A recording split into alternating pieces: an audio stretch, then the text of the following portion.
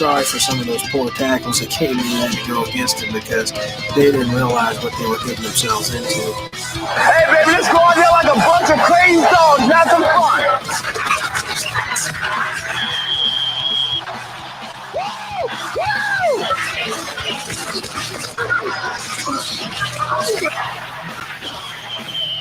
Son, I got to do better than this. Lights out.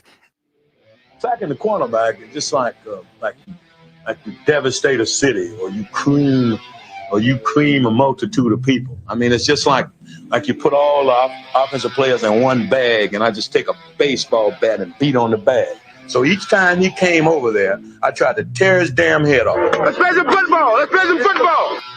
The pressure is on. This is Off the Edge on Tide 100.9. Focus on what you want to do, what you want to accomplish. Think about that. Don't think about how you feel, how tired you are, how hot it is. You got to push yourself on the field like when you're playing football. It's my honor to present the National Championship Trophy to Coach Nick Saban and the Alabama Crimson Tide. To me, this is the ultimate team. All these guys bought into everything they needed to do to be the best players that they could be. There's more togetherness on this team than almost any team that we've ever had. And they had to overcome and persevere so much adversity through this season, and they've done it magnificently. And I'm so proud of this group for what they've been able to accomplish and going undefeated and winning the national championship. Streaming live on YouTube, Twitter, Facebook, and the Tide 100.9 app. Here is your host of Off the Edge, Jacob Harrison.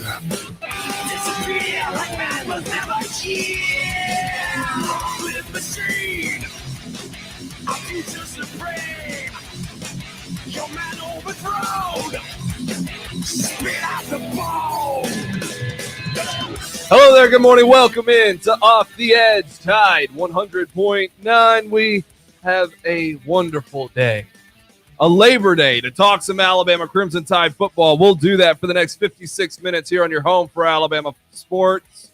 You can enjoy the show live on the streams, Facebook, Twitter, YouTube, at Off the Edge 109. You can also download that Tide 100.9 app and enjoy your absolute best friend as a Crimson Tide fan. All the latest news, analysis, thoughts, opinions, conjecture, the sidebars, however you want to phrase it, it's all there on the Tide 100.9 app, as well as our live and local coverage. And hey, no days off, all gas, no breaks, all the cliches. We're here on Labor Day because we need to break down Alabama being victorious 44-13 over the number 14 Miami Hurricanes, making it look easy for the most part. For the most part, Miami did have a 1 or 2 drives there to start the third quarter, but it was really all she wrote in the first half. Bryce Young having a record-setting performance. Cameron Latu helping him out in that regard with his first 2 catches being his first 2 touchdowns of his career. You can also look at the rushing attack, 147 total yards rushing. So much to kind of be enthralled with when it comes to what this Alabama football team got done. And to be honest, what kind of excited me the most is Alabama was the one team that went in with expectations this year and met them week 1. Sure, it's one game. You can't get too totally bent out of shape and too totally enthralled. It is one game. But when you kind of just take a step back and realize everything that happened to the Atlantic Coast Conference this weekend, it went terribly for them. It went terribly for LSU. Texas had to fight with Louisiana. Notre Dame had to fight with Florida State. Ohio State had to fight. Oregon had to fight. All these teams had to fight. Georgia and Clemson played to a 10-3 game. No offensive touchdowns. This is 2021, babe. Like, I enjoy the defensive showdown. But I also know and understand if you want to win a natty, you're going to have to keep up with Alabama, who just put up 44. And they're going to keep doing it. They're going to keep doing it. There's no, but Alabama's just going to run through their schedule, as a benefit based off of what happened to them. Because that's what Georgia has to say now. That's what Clemson has to say now. That's what Notre Dame has to say now. That's what Oklahoma has to say now. Ohio State. Oh, well, yeah, they didn't look great, but at least they're going to run through their schedule. Are you so sure about that? Are you so sure about that? 2 through 130. Big question marks all the way around. At number 1, 0. Okay. Maybe I'm being a little bit biased there. Maybe I'm being a little exaggerated in that statement because, yes, there are questions and concerns to take out of Alabama's victory over Miami, most of them being injury related. Chris Allen likely out for the season with a foot injury. I tried to watch it back. Seemed like his foot kind of just got pinned underneath De'Aaron King as his weight kind of came straight down. His foot was kind of caught in the turf. It's really hard to make out, though. I thought it was from being stepped on by the right guard, but that was the other foot that did not go in a boot. But regardless, Chris Allen, thought he had the first of many sacks for this season. Thought he was just going to have a breakout season, and he was playing so well in the game too. Him and Will Anderson are such complements to one another with the experience and the tenacity, and both of them being just incredible pass rushers. It's really unfortunate for Alabama that this is the way that this went. But it is football. It is a game of attrition. Oftentimes it does come down to who can stay healthy and who can persevere through those situations, right? I mean, Alabama in 2019 might have won a national championship had Tua not gone down. So things kind of happen the way they do, and you got to move on. But looking behind Chris Allen, Drew Sanders, I'm a fan. First of all, he was already in the starting rotation. He was filling in for Will Anderson and Chris Allen multiple times in the first half. But once Allen does go down with the injury, he steps in and he takes over that role for pretty much the entire game to that point. Chris Braswell filling in more so for Will Anderson because he is a better pass rusher. He's not quite a complete football player just yet. That to be said, though, Drew Sanders not complete yet either. What I saw out of Drew Sanders was a guy that is incredibly intelligent. First of all the cliches. All the cliches. Locker room guy. He's incredibly strong. He's incredibly intelligent and mature in the playbook, right? You can't escape it. It's just the reality of the situation. That's the way he played. His pass rush moves, non-existent. And that really does worry me. Did not see many rips, many pulls, many swims, spins, none of that. Didn't see it. And that is concerning because, man, those Miami offensive linemen, those 190 starts did not prepare them for Alabama's pass rush at all. They were getting whooped all day. Drew Sanders, though, it was a lot of, speed and a lot of bull. And that doesn't cut it as a pass rusher, even against an offensive line that's playing poorly. That said, he did manage to put some pressure on De'Aaron King and kind of disrupt plays. But if you want a sack, you need to start taking some pointers from number 31 because he has a full arsenal of pass rush moves, and he used them all day. And if De'Aaron King was 3 inches taller, hell, maybe even 1 inch taller, then Will Anderson would have had the 2.5 sacks that I thought he should have had. I think he just finishes with 1.5, pairing up for the sandwich sack and then one of his own later in the game. That being said, Will Anderson had a profound impact on the game, led the team in tackles, which is insane for an edge defender, especially a guy that offense is trying to avoid. But the most devastating thing that Will Anderson did in that game was cost Zion Nelson tens of millions of dollars because that kid ain't going to be a first-round pick after Saturday afternoon. Offensively, I'm a big I told you so guy. I'm a big pat myself on the back guy. Jamison Williams, I told you don't sleep on J-Mo. 4 catches, 126 yards, a 94-yard touchdown. called the first 2 play of the games too. First handoff to B-Rob, sling it deep to JMO. JMO unfortunately gets his feet tangled up underneath him. But all that to be said, there's weapons on this team, and we kind of have an idea of who they are. Very pleased with the way that Cameron Latu stepped into that role. Jaleel Billingsley, when he did finally get on the field, he took advantage of those opportunities and created a seam for Trey Sanders that allowed Trey Sanders to pick up some extra yardage and eventually a touchdown. Big deal for Trey Sanders, man. I know a lot of folks look at Mackenzie Milton last night as they absolutely should. What Mackenzie Milton did last night is historical. It shouldn't matter that the Seminoles lost the game. It shouldn't. Recognize that what Mackenzie Milton did last night was absolutely insane and absolutely worthy of a 30 for 30. By goodness, because he's helped other athletes in the NIL field. He's waited over 1,000 days to get back on the field. Had to transfer into a situation, doesn't win the job, and he comes in against a number 9 Notre Dame team with the best defensive player in a defensive backfield in Kyle Hamilton. Number 1 rated player on most teams, on most scouting websites is Big Board. And he goes out there and he catches up and puts the team in a position to win the ball game. That said, Trey Sanders deserves similar recognition after, unfortunately breaking his foot in his, initial freshman season. Last year gets in a car accident after finally getting into the rotation and has a serious injury there. And he works back and gets into the rotation here. And honestly, it certainly helped his case that Roydale Williams did fumble and was taken out of the game for a big chunk of it.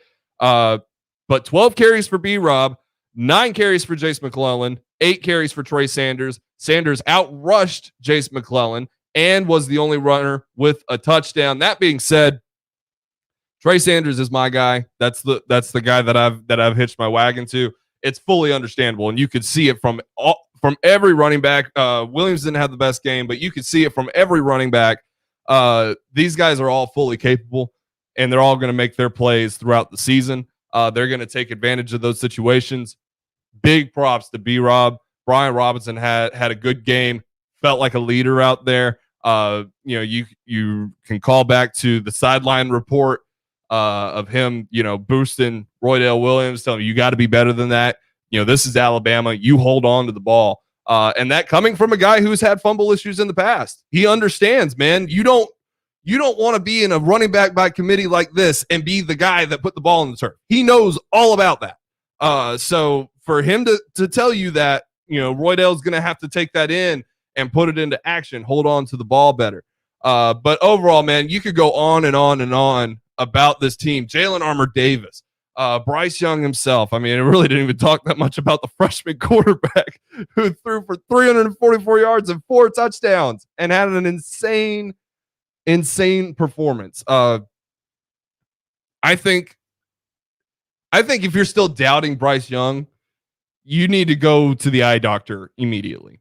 I was playing Warzone with my buddies over the weekend, and he's a Texas fan and an Alabama fan, so he's a little bit broken. But he's like, man, I don't know about Bryce Young, man. I think I saw a good quarterback. I don't know if he's elite yet. He's like, I was wrong about Tua too, so we'll see. Bro, record-setting performance. I know Miami ain't got nothing on defense, and what they did have ejected itself in the first quarter, but you cannot see what Bryce Young did and be like, he scrambles too much. No. Do you see the poise that this guy plays football with? Do you see the effortless attitude, the ability to just dissect the defense and take what's given? Take what's given. I counted 1 dangerous throw. 1. Sure, it's Alabama. Like, that's the big thing that always goes against these guys when they're getting evaluated for the NFL draft. Oh, everybody's always so wide open. Yeah, but you still have to have the intelligence and the wisdom to say, okay, nothing's here, and sling it out of the back of the end zone. Or, okay, I've been standing with my back turned to the entire pass rush here on the numbers because I'm such a good athlete.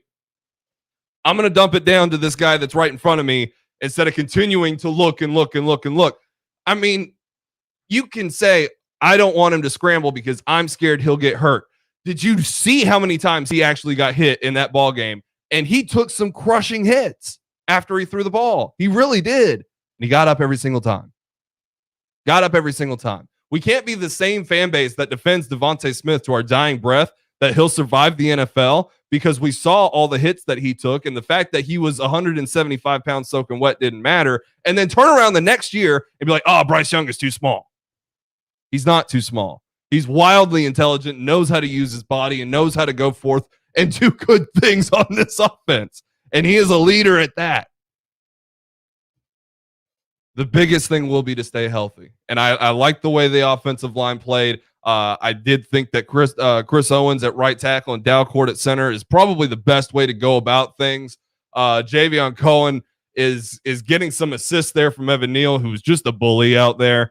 The one big, forced fumble on the sack, that wasn't the offensive line's fault. I really don't even think it was Bryce Young's fault. It's kind of hard to pinpoint whose fault it was. But it was an RPO play, and that's why all the protection went away from the pass rush, and Chris Owens was kind of left on his own there, and there's no good decision to make on who to block. Whoever he didn't block was going to hit Bryce anyway. So that was just an unfortunate play call against a good defensive call. But overall, man, this Alabama game got me extremely hyped and got me to the point where it's still Alabama and everybody else. And that's a painful thing because you can look through the rest of college football and say, wow, that was really an exciting weekend. A lot of tough games for some top opponents, and that's kind of the way that you want to see it. But those teams will rebound. Those teams will come back and do their thing, and that's what makes college football so exciting, is to kind of see the evolution of these football teams throughout the season. We can't just dismiss a lot of teams because of what happened on week one. Miami, very likely to run the table and be in the conversation for the college football playoff at the end of the year. You can't compare everybody to Alabama. It's really not fair at that point. But you do need to kind of to watch the way that these teams evolve and see who's going to be eligible for the playoffs when the time comes, because stories evolve, stories change. There's different chapters to this college football book, and you got to pay attention to every page and follow the story through to get the full ending and to appreciate that ending. That's something that happened last year with Alabama. The fact that they had to go through an all SEC schedule, that's something that's commendable, but you also have to go through the storylines of the season and those sorts of things to really appreciate it. So I'm not throwing the book out on Ohio State or Oregon or any of these teams. About the only team I'm throwing it out on is LSU because wow. Wow. But we'll continue to soak it all in, and we got Ole Miss in Louisville tonight. Ole Miss will be without Lane Kiffin, so that'll be an even more interesting game than I think it already was going to be. I think this will be an offensive showcase. So if you were kind of annoyed by Georgia and Clemson on Saturday night, and you appreciated the serious balance last night with Florida State and Notre Dame, both teams playing good offense and good defense, you'll come into this Ole Miss game and say, wow, that's a lot of offense. But regardless, your phone calls, next 40 minutes, 205-342-9904. You can join us in the streams as well at Off the Edge 109 on Facebook, Twitter, and YouTube. And let me know your reactions. We'll continue to go through the entire week, continue to come back to this Alabama game with thoughts and opinions as well. But 205-342-9904. We'll take a break, come back, continue the conversation here on Off the Edge, Tide 100.9. Ping's Pre-K, the growing enrollment is no play date. She needs more teachers certified in early childhood development. Is it nap time yet? Lunch? Indeed can help her hire great people fast. I need Indeed. Indeed you do. With Indeed Instant Match, we immediately show you quality candidates whose resumes on Indeed meet your sponsored job description. Visit Indeed.com/credit and get $75 towards your first sponsored job. Terms and conditions apply. Hey, welcome to Everything Outdoors. Can I help you find anything? Hey, yeah. Can you point us to the camping gear? Sure, aisle 2. Snowboarding? Just bought a new Nissan Pathfinder. It's got intelligent 4x4, and we want to hit the backcountry. Aisle 18. And the boats? Are you sure you can do all this? Up to 6,000 pounds towing, we're good to go. Oh, where's the scuba gear? Return to rugged in the all-new 2022 Nissan Pathfinder. Available intelligent 4x4 cannot prevent collisions or provide enhanced traction in all conditions. Always monitor traffic and weather conditions. Towing capability varies by configuration. See Nissan Owner's Manual for proper use. It's JCPenney's Labor Day home sale, and the deals are hot. Get up to 50% off select furniture, mattresses, and window, and refresh every room in the house. Plus, shop doorbusters Friday to Monday while they last, like $6.99 select Fieldcrest bath towels and a Black & Decker food processor or a George Foreman grill for only $39.99 each. Or save an extra 25% with coupon across the store. Hurry and bring it all home for less. JCPenney. Doorbusters valid 9/3 to 9/6 and excluded from coupon. Offers and coupon valid through 9/6. Some exclusions apply. See store or jcp.com for details. Tide 100.9 Tuscaloosa weather. Sky partially sunny this afternoon. The chance of scattered showers and thunderstorms through tonight. The high today 85. Tonight's low 68. Tomorrow a mix of sun and clouds. And again, we'll have scattered showers and thunderstorms around during the day. The high at 86. I'm James Spann on the ABC 3340 Weather Center on Tide 100.9. It's 78 degrees in Tuscaloosa. Follow Off the Edge on Facebook, Twitter, and YouTube for live streams and instant analysis. Off the Edge with Jacob Harrison continues.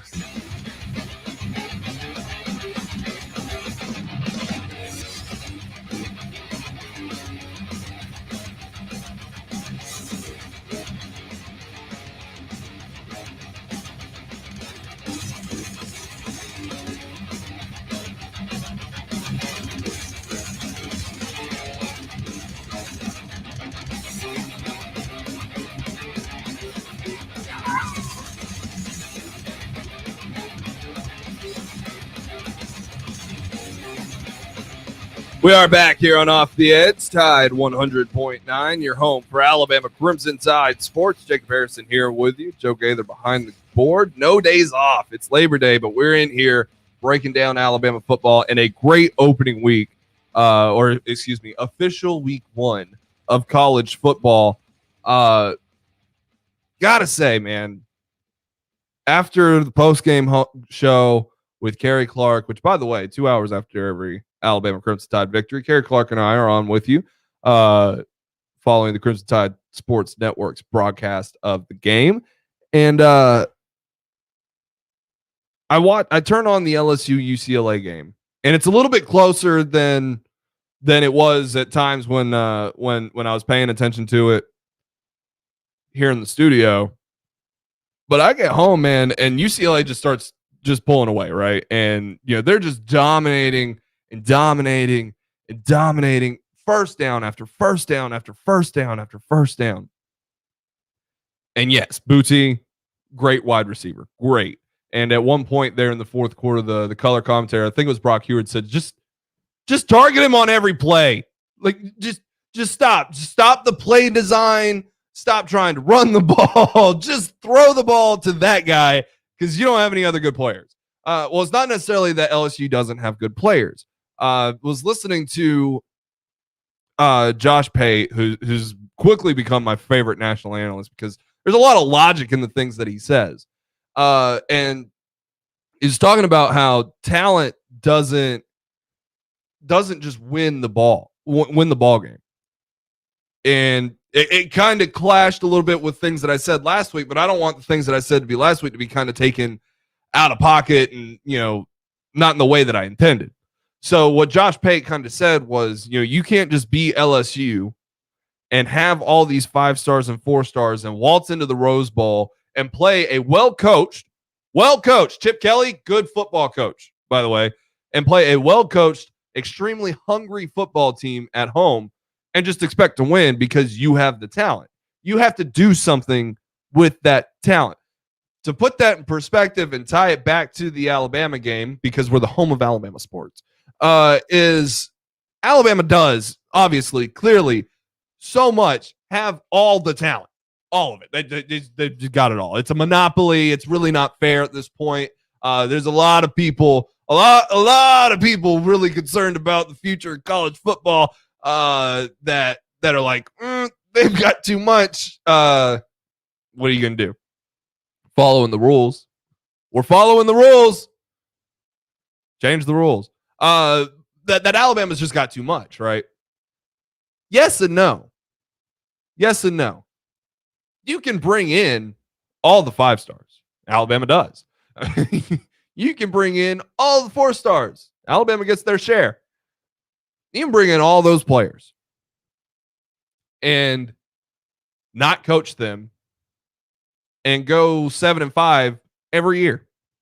Not be a good coach. You look back on the Nebraska years where they had all the talent with Bo Pelini. Had a lot of good talent. They weren't coached very well because Bo Pelini, not a great coach. So they weren't able to stand up to it. Every now and then the talent would supersede the inability to coach, and they'd get close to winning a Big 12 championship. But you see now they don't have talent or good coaching. Or maybe you go out to Georgia, where it's always been just a little bit short, whether it's been Mark Richt or it's been Kirby Smart. They've got the good coaching. Don't get me wrong. Kirby Smart, great coach. Mark Richt, great coach. The problem is they're not as good as Nick Saban. It's 2021. To make a 10-minute radio segment about how great Nick Saban is very redundant. And I understand that. But talent without the coaching is just a bunch of fast 40-yard dashes. That's not good football players. A good football player is one that understands his assignment and plays play to play and isn't focused on the scoreboard and all these other things that Nick Saban preaches about and harps about, doing what's best for the team, being that guy on and off the field. You think you hear the same things from Nick Saban all the time, and it's like, but it's reality. He's got to force that into the head of an 18 to 21-year-old every single day to get the point across that if you want to be this dominant, the level of dominance that they have displayed, whether it's been over the past 12 years or this past Saturday, it all comes down to that. It all comes down to the coaching. This is college football. There's a lot of young men in this sport that are incredibly athletic and incredibly gifted, but they end up going to places where they can't coach them and they can't take care of them. For instance, look across the state and look at Bo Nix, former Mr. Football in the state of Alabama, and a guy with a lot of promise and a lot of athletic ability, but nobody's ever coached him how to be a good quarterback. And therefore, we come into this season completely blind because Auburn scheduled Akron and Alabama State. So we're going to have no idea what this team really is until they get into the meat of their SEC schedule. But we do know that Bo Nix is not a great quarterback despite being in his 3rd year of college football.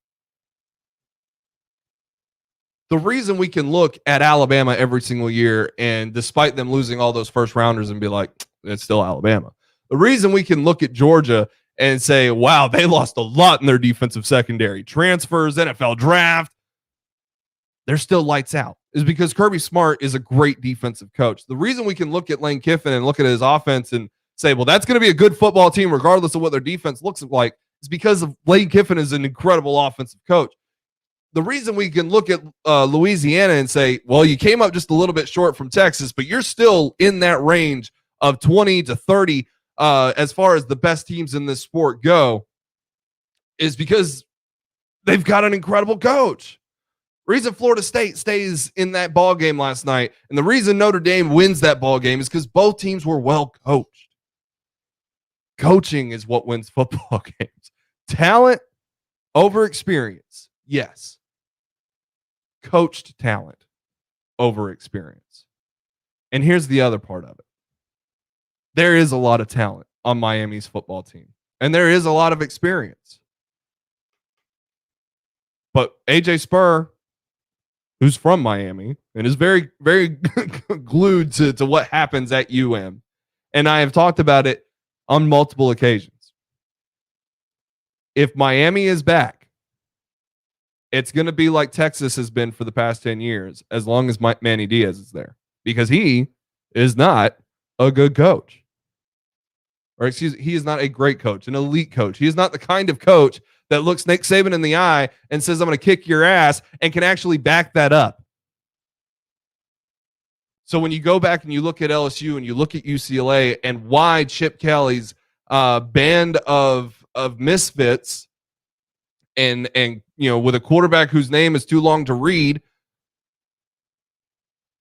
and they take it to LSU and make them look like a bunch of chumps despite being smaller, despite not being faster, despite not having the athletic ability. It's because Ed Orgeron's not a great coach. I've tried to tell my LSU friend, he's my best friend in the world. He's my brother. He's a big LSU fan. And he's like, man, what is wrong with this team? It's the coaching. It's the coaching from top to bottom. And it's the coaching not only of the players, but the coaching of the coaches. You're talking about a guy last year that hired assistants without interviewing them. Now he comes out this year and says he's got better guys, and then talks about the sissy blue of UCLA. Well, sissy blue sent purple and gold back home 0-1. Good coaching.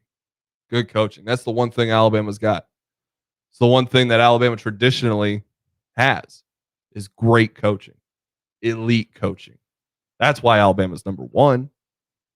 It's because they got the number one guy at the top of the program, and he makes it all make sense all throughout the entire program. Do what's best for your team, play in and play out, day in and day out. Don't pay attention to the scoreboard. Go out and do what you know you're fully capable of doing. Stick to your assignments and get the job done. Easy peasy. 205-342-9904. Cole will get to you on the other side of the break. This is Off the Edge, Tide 100.9, your home for Alabama sports. It's JCPenney's Labor Day home sale, and the deals are hot. Get up to 50% off select furniture, mattresses, and window, and refresh every room in the house. Plus, shop doorbusters Friday to Monday while they last. Like $6.99 select Fieldcrest bath towels and a Black & Decker food processor or a George Foreman grill, only $39.99 each. Or save an extra 25% with coupon across the store. Hurry and bring it all home for less. JCPenney. Doorbusters valid 9/3 to 9/6 and excluded from coupon. Offers and coupon valid through 9/6. Some exclusions apply. See store or jcp.com for details. Has the pandemic affected your business? Even with more and more customers going online in the past 5 years, online business has grown greatly due to the pandemic. Now more than ever, it's important to have a strong online presence so that customers can find your business and products easily. That's where Townsquare comes in to help. Go to mylocalcustomers.com for a free competitive analysis to see how your business stands up to the competition. And if you're one of the first to sign up, you'll get $500 in free advertising on this radio station. That's mylocalcustomers.com. Townsquare not only can help you find more local customers online, they'll also help you grow your business to a new level. With premium website services that get you new leads every day and no contracts to sign, there's no better time to join. Not only that, Townsquare also has a dedicated marketing specialist who will be with you every step of the way, making changes that will benefit you and especially your business. It's fast, easy, and you can cancel your subscription at any time. So hurry to mylocalcustomers.com and get your $500 in free advertising today. Don't miss a play at the Sportsbook at Pearl River Resort. Your front row seat to all the action. Place bets on all professional and most college sports at the counter, kiosk, or on your phone. Then catch the game on one of our 20 big screens from the comfort of the newly remodeled Timeout Lounge. Plus, the PRR Sports app gives you access to live, in-play sports betting. Sportsbook at Pearl River Resort. Be more than a fan. Be a player. Must be 21. You're listening to Off the Edge on Tide 100.9.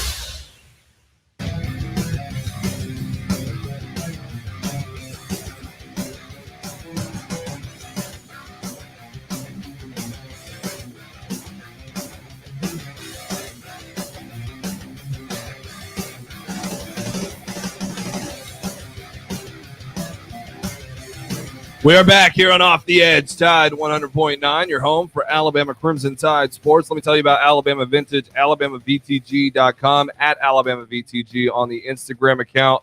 All of the great items there inside the store at 2210 University Boulevard under the Crimson awning across from City Hall in the heart of downtown T-Town. No better way to celebrate the Alabama Crimson Tide's victory and continue to do it in style all throughout the season than to head on over to Alabama Vintage, pick up a commemorative T-shirt, vintage apparel of all kinds, jerseys, hats, sweatshirts, you name it. Charlie's got it in store there for you, as well as the commemorative items, the memorabilia that lines the walls, all of that available. Alabama Vintage. Check them out on Instagram at Alabama VTG and connect with the brand ambassadors for 15% off your order at AlabamaVTG.com. Let's go out to the hotline. Welcome in Cole. Cole, what's going on, man?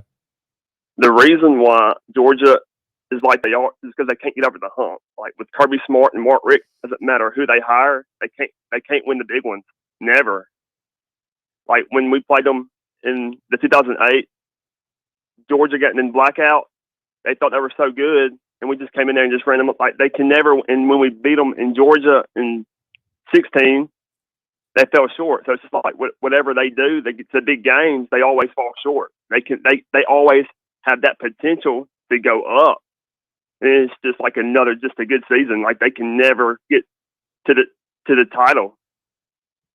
Yeah, I mean, it's kind of the Georgia curse at that point for Georgia. Yeah. I will say though, they did win a big one this past Saturday, but the manner of which they did it is not something that is sustainable. You cannot beat an Alabama like that. You cannot beat an Ohio State like that. Yeah. I'm not sure you can beat an Oregon like that. That They're offense still is Georgia to me. I don't think that even though they beat Clemson, I still don't think they're going. Even though they have an easy schedule, they're going to probably fall to somebody that they're not. It's just always that. Like it's just always this. You can never go it because they always lose to somebody they're not supposed to, or either they're going to beat somebody they're not supposed to.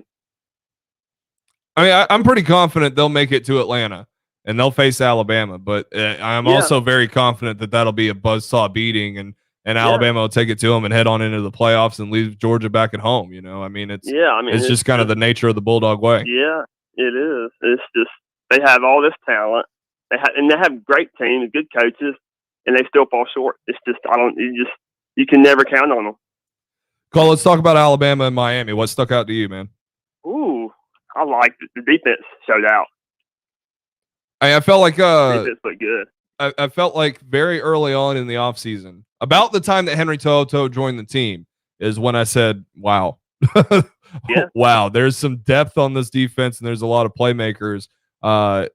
Really unfortunate to lose Chris Allen there, but nonetheless, I mean, they really did show out, and they made Derek King, who was smart with the ball and played well, I think, but just made it incredibly difficult for him. He didn't have any help.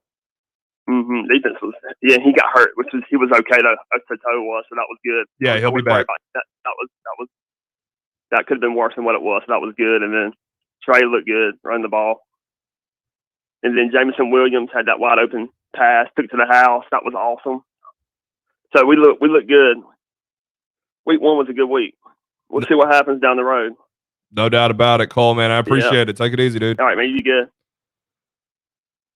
I mean, first of all, injury update on those guys. Brian Branch is going to be fine. A lot of guys just having cramps, playing out in Atlanta with the sun, the sun beaming down and all those sorts of things.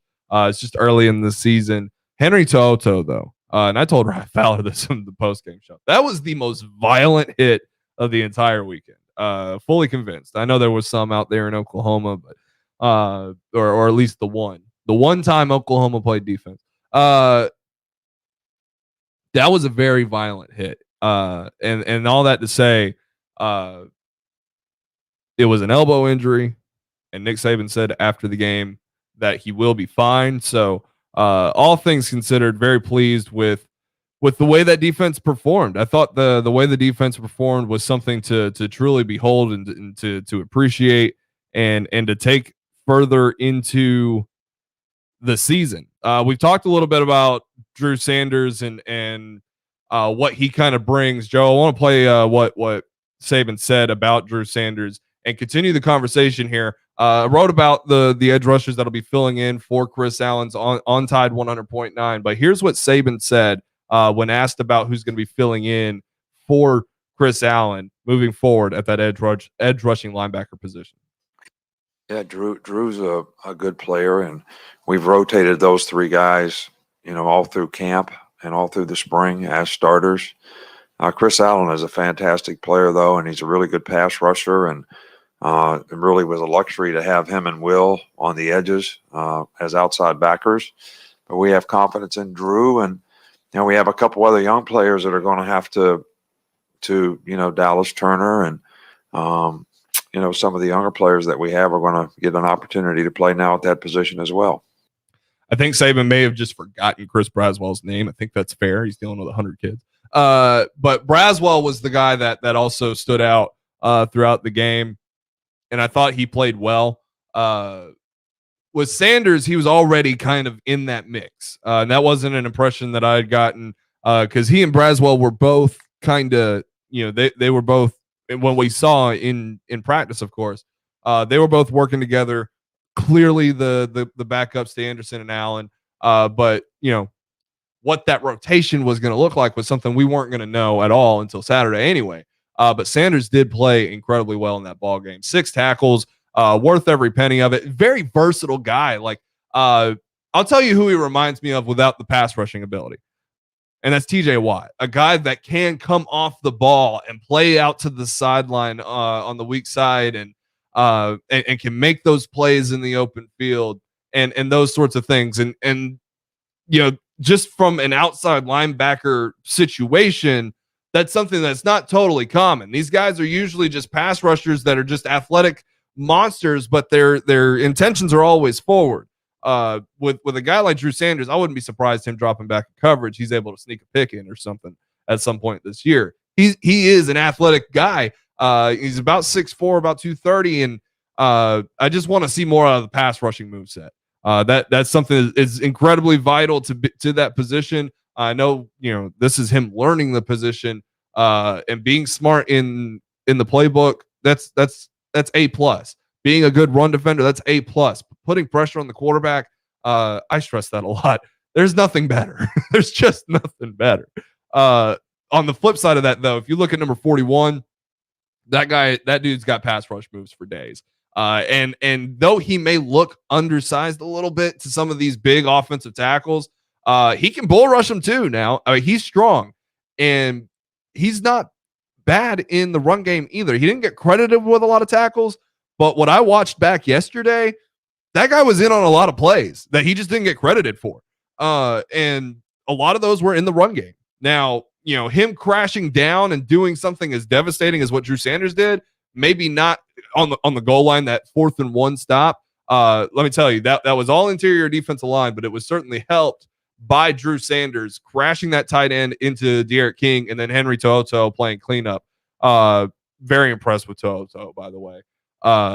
Overall, though, both those guys, I figure, will do just fine as a rotation in there with Will Anderson. Anderson's going to be in a position now to kind of step up in that role and be a real, true leader. Not saying that he has never been before. Spoke very well in the media when given the opportunities over the past few days. Dallas Turner, though, played 4 snaps.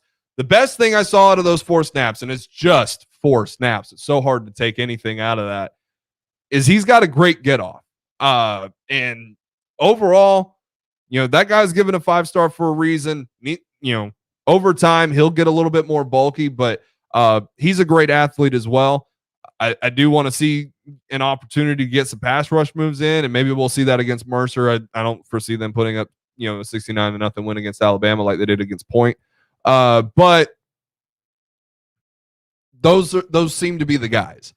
King Mwikuta is still with the team, and he's the guy that was taking practice reps with Dallas Turner when we were able to go to practices. Keanu Coat is probably just still a little bit too small. So when you look kind of through there, those are the guys that are going to get those opportunities. And I feel very confident. Of course, none of these guys are Chris Allen. None of them are. You're talking about a 5th-year senior who's an incredible leader, an incredible pass rusher, and a guy that can set the edge. That said, Drew Sanders, Chris Braswell, and eventually Dallas Turner, those are guys that are going to fill in just fine in that position. I'm very confident in that regard. We'll go to the phone lines next after the break. JR, don't go anywhere. We'll get to your call, man. Give you a little bit more time than we did on Friday. This is Off the Edge, Tide 100.9, your home for Alabama sports. Everything is better at Benton Nissan. At Benton Nissan of Bessemer and Benton Nissan of Hoover, you get an even bigger selection. We have more than 400 used cars on the ground. Don't pay above sticker for new cars when we have like-new used cars waiting for you. Drive a little, save a lot at Benton Nissan of Bessemer, 5487 Academy Way, and Benton Nissan of Hoover, 1640 Montgomery Highway. Benton Nissan, your friend in the car business. For qualified customers, see dealer for details. Ends 9/30/21. Everything is better at Benton Nissan. It's JCPenney's Labor Day home sale, and the deals are hot. Get up to 50% off select furniture, mattresses, and window, and refresh every room in the house. Plus, shop doorbusters Friday to Monday while they last, like $6.99 select Fieldcrest bath towels and a Black & Decker food processor or a George Foreman grill for only $39.99 each. Or save an extra 25% with coupon across the store. Hurry and bring it all home for less. JCPenney. Doorbusters valid 9/3 to 9/6 and excluded from coupon. Offers and coupon valid through 9/6. Some exclusions apply. See store or jcp.com for details. O'Reilly. It's O Rewards Member Appreciation Month at O'Reilly Auto Parts, where you can earn double, triple, even up to 5 times O Rewards points on select purchases. Get bonus points on more than 200 items throughout the store, like wiper blades, fuel system cleaners, motor oil, and more. Stop by O'Reilly Auto Parts today or visit O'ReillyAuto.com. O'Reilly Auto Parts.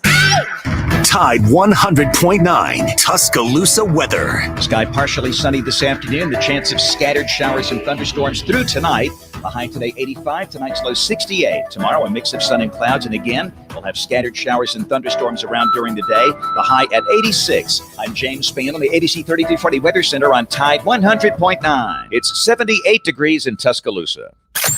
You're listening to Off the Edge on Tide 100.9.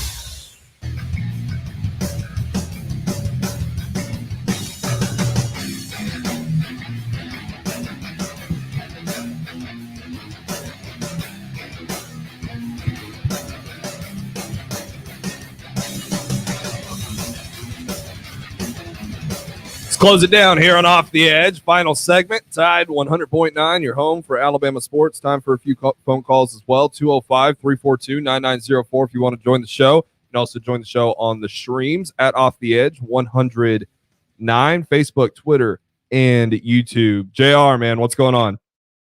Hey, buddy. First, I want to ask, who is this you're playing? Is that Metallica? No, everything we play during the show is copyright free, except for the intro, because the show streams on YouTube, and they'll take away any opportunity for the monies. Gotcha. All right. Well, I was wondering. I mean, gosh, it's pretty hard and heavy, but it's always gonna be hard and heavy now. Well, I don't have no problem with that. I mean, I'm all around the board here, you know. I mean, I'll listen to pianists, you know. Right.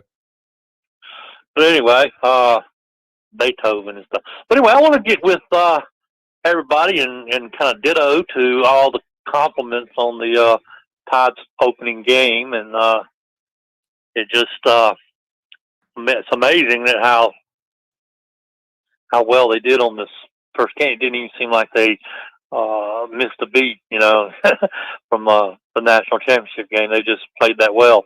But I got a question is comparing defense to the next best defense in the country that you think that, you know, there may be a few options to Alabama. Now, I know you want to maybe go to Clemson and Georgia because they both played each other tight on defense, and they were both ranked teams. But I just don't see any comparison to Alabama's defense from everybody else. I think Alabama's that much better. I mean, Georgia is the only other place to go. It ain't Ohio State. It ain't Oregon. It ain't Wisconsin. Wisconsin did do some fun things, I will say. That is a fun defense to watch. And Notre Dame's got some pieces, but at the same time, they gave up 38 points to Florida State. Can't be doing that. Georgia's the closest it comes to, but I also wonder how much, you know, because Clemson, obviously, you know, they held Georgia to 3 points offensively on their own too, but how much of that was from both offenses having very, very conservative game plans, and also DJ Uyunglele just didn't play well. And, sometimes that happens. You play a quarterback that just doesn't play well. When I was watching the Penn State and Wisconsin game yesterday, a lot of it was, these quarterbacks are trash. Da, da, da, da, da, da, da, da. Well, yes, those are not great quarterbacks, but those defenses were impacting the quarterbacks just the same. I wonder how much Georgia was impacting DJ Uyunglele, because obviously I didn't get to see the full game. I wonder how much that was the case, more so than DJ just having a bad football game. And if it's more so Georgia, then all the props to Kirby Smart for reloading that defense, because they lost a lot of pieces, and they did look very, very good, regardless of what was going on with Clemson. So Georgia's definitely the second best defense in the country. It's going to take some time to see how close the margin is to Alabama, though. Well, I agree with that. You mentioned Wisconsin a minute ago, but I got a question to you. It's nothing related to the football, except for the fans. Did you see that segment? Did you watch any of the Wisconsin game? Yeah, I watched the Wisconsin-Penn State game almost all the way through. But when the fans started jumping up and down, was that not awesome? I mean I don't know about as far as traditions go, if it's really all that it's chopped up to be, but as far as seeing a full Big Ten stadium, because they got some big stadiums up there, seeing a full Big Ten stadium doing their tradition though, and a full stadium, raucous and the one of the best things that Fox did, and they did a lot of poor decisions as far as their broadcast go, but one of the best things that Fox did during that game is during the jump around segment was show the players looking at the fans, and they laid out, the announcers laid out. Yeah, and Gus and them, stepped out, but putting the camera on the players, looking back at the fans and how excited and happy they were just to see the fans get the opportunity to partake in what is their big tradition. That was the coolest part. I also very much enjoyed the impact that Florida State fans had on Notre Dame last night, because think about it for a second. Mackenzie Milton comes into the game and completes that first 20-yard pass again in front of nobody. Does it have the same momentum effect if the crowd doesn't lose their minds with the fact that he was able to do that on the first play and they start tomahawk chopping all the way through? Florida State's environment last night was so fun. That's part of what college football makes college football, is when the fans really interact, and it's just special. It's something that you just don't get in the pros. I'm sorry. No, you're 100%. Maybe you might get better football as far as a chess match goes. There's no doubt about that. As far as it goes, you do get a better chess match in football outside of elite, matchups in college football, and maybe more closely, teams that are close together like a Georgia and Clemson or a Penn State and a Wisconsin. But without a doubt, you want environment, you want passion and energy. There's no better place than college football, and that was on full display the past 5 days. Plus, you got the shuffling of players every year. Yeah, your seniors are leaving out, and you got your freshmen coming in, and it just gives it something special. I mean, I appreciate you, man. But go ahead. I was gonna say it's really hard to compare them. I mean, I've heard a lot of people comparing them over the past few days because we've had 5 days of college football, which has been a lot of fun. But the comparisons, like there are kind of different sports in a lot of ways, just because of the way that they're approached. The fact, like I was saying earlier with Coach Orgeron, his job as a football coach is not only to get the best out of his players on the field and to get the best out of his coaches, but it's also to reload that program, and that's what he struggled to do, and that's why he's no longer considered a great coach, and why he might not make it through the season, because there's more on his plate than an NFL coach as far as just the X's and O's and managing the team as far as who's going to play. There's a lot on these plates for these college coaches, and that's what makes what Nick Saban does so incredible. So you're saying O might not even make it through the season? I don't think he will. I don't think he will. Well, all right, man. Appreciate you guys. Enjoyed it. Absolutely, JR. Take it easy, man. Enjoy a full day of Tide 100.9, by the way. We're going to be here all day. Who needs it? Huh? You get to do this. I don't want to kick it off to the ESPN backups. Right. You get to do this. You get to cover football and get paid to do it. The Jay Barker Show is up next, 12 to 2. Ryan Fowler will take you home from 2 to 6. And we got Crimson Tide Rewind tonight from 6 until 7. Replay with Crimson Tide Sports Network. They'll kind of recap the game as well. Cool. Awesome. You'll also have that. Nick Saban talks in about 5 to 10 minutes. We'll hear what the GOAT has to say about his team heading into a Week 2 matchup with Mercer. We'll get into the rest of it throughout the week. I'll be back with you tomorrow at 11 a.m. For the Iron Man, Joe Gaither, I'm Jacob Harrison. Y'all have a great rest of your Labor Day, everybody. Seriously, enjoy it, relax, and recharge.